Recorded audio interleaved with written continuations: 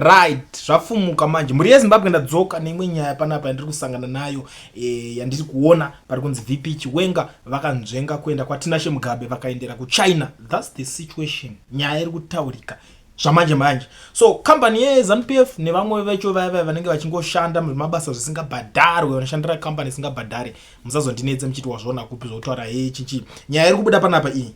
These guys ana ZimEye ndo vari kubudisa panapa. VP Chiwenga avoids Tinashe Mugabe secretly smuggles kids to China for DNA. Ndo mabudisirwa akaita nyaya yacho. Chiwenga dodged a local DNA service like Tinashe Mugabe show and chose to fly his 2 boys and 1 girl to China. The 3 kids, who are also blocked from seeing their own mother for 6 years to death, were forced for endure 11 kilometers, a 2-day journey mid-air just to get their blood DNA swabbed. Records in ZimEye's possession shows that the kids were also told to maintain the disconnection from their own mother imposed by the father. The development comes as Chiwenga prepares to be made president of Zimbabwe per demands forwarded by war veterans like Blessed Geza. Ndo mashoko vari kubuda vari kutaura vakomana vacho amunongoziva. Ini ndati ndingoro munhu angoyone nyaya sinini nyaya dzakadai, so ndikatodzinzwa ndobva ndangoti regedza ndotaurirana nevamwe wangu tichionesana. Asi takatarisa nyaya iyi munoionawo sei muri yeZimbabwe? Haina zvangu pari kupisa panyaya iyoyi.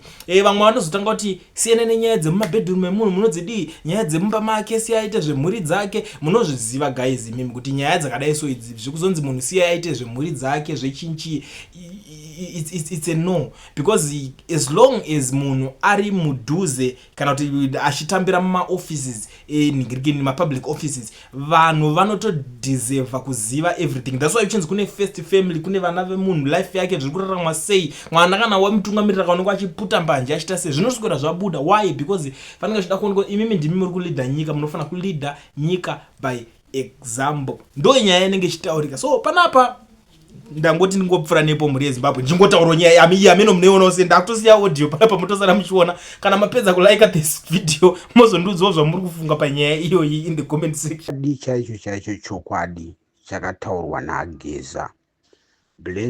Comrade Blessed Geza vakataura chokwadi chaicho.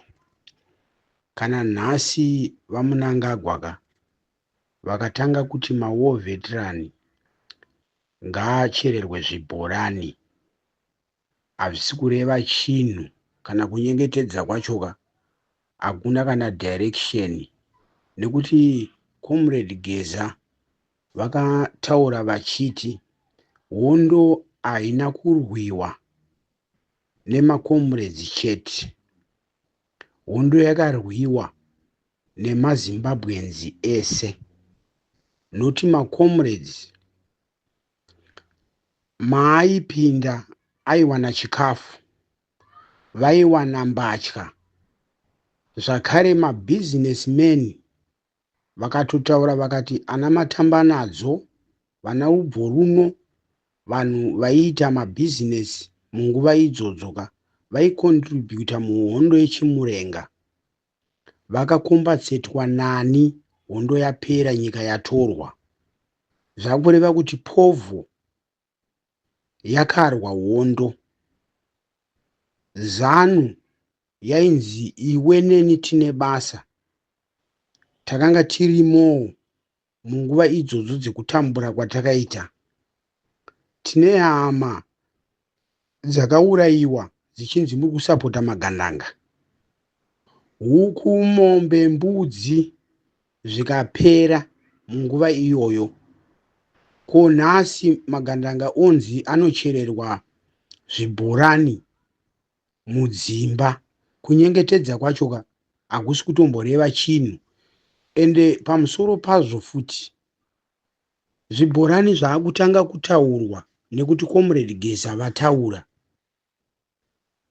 Vakataura zvakare Comrade Geza vakati patakamubatsira Munangagwa kuti apinde pachigaro apa, akanyengetedza vanhu pamaelections nekuvatengera chicken ini zvezuva iroro. Ndo zvakangofanana nezvibhorani izvi futi, kungonyengetedzwa kunzi nyararai mawar veteran Nyararai, asi kumberi kwacho kunei, kuchazoitikei nyika ichienda kumawere. Pana comrade vataura vakati chasara iye zvino ndechekunzi pakavakirwa parere Nyatwa apa kana pakavakirwa Gomo hospital pasi pacho pane goridhe. Moona chipatara chaakupwanywa, nekuti zvipatara zvakatopwanywa kare. Ndosaka musina kana mushonga kana chii chirimo. Varwere vakubva nekotoni kudzimba nekuda kwaMunangagwa. Saka the main point ndeyekuti atadza kutonga nyika, ngapaitwe plani yekuti abviswe, kwete kuti atsvage vanhu vekunyengetedza vanenge vasimudza muromo vonyengetedzwa.